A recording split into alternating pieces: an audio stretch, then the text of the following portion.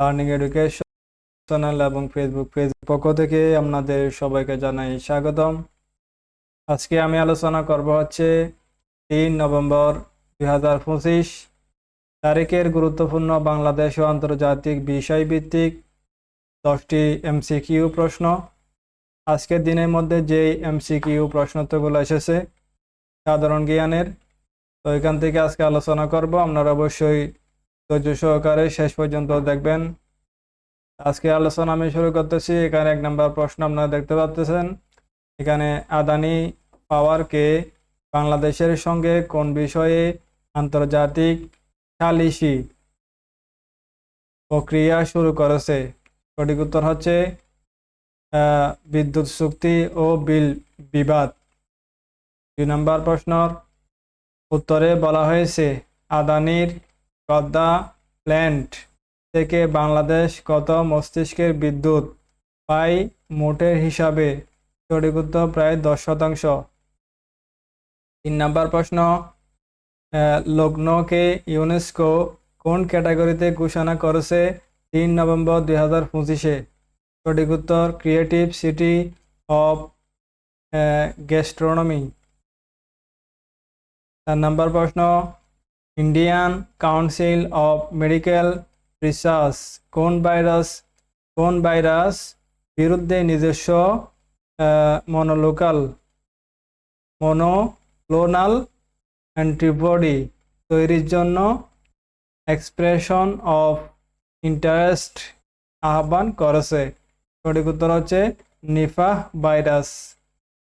5 নম্বর হচ্ছে রাশিয়া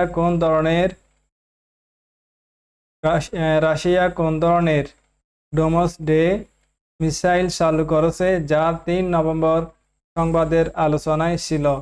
সঠিক উত্তর হচ্ছে সাগর ভিত্তিক পারমাণবিক ড্রোন মিসাইল।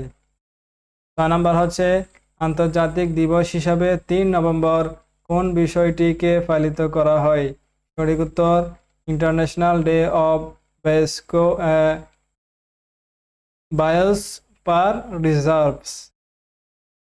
4 নম্বর প্রশ্ন হচ্ছে নিউজ সূত্র অনুযায়ী দক্ষিণ আফ্রিকাকে পরাজিত করে কোন দেশ প্রথমবারের মতো ICC women's ODI world cup জিতেছে? সঠিক উত্তর হচ্ছে ভারত। 8 নম্বর প্রশ্ন ভারতের কোন হ্রদকে রামসার সাইট ঘোষণা করেছে 3 নভেম্বরে? সঠিক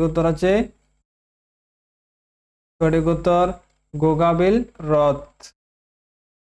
আবার হচ্ছে 3 নভেম্বর 2025-এ ভারতের কোন রাজ্যে এমপ্লয়ি এনরোলমেন্ট স্কিম 2025 চালু হয়েছে বলে খবর এসেছে? সঠিক উত্তর জাতীয় স্তরে।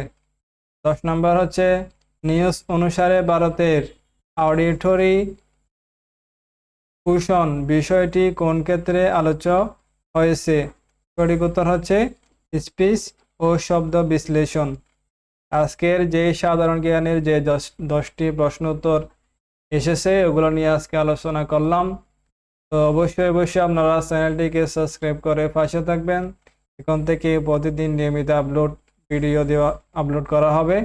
তো অবশ্যই আপনারা চ্যানেলটিকে সাবস্ক্রাইব করবেন এবং ফেসবুক পেজটিকে ফলো করবেন।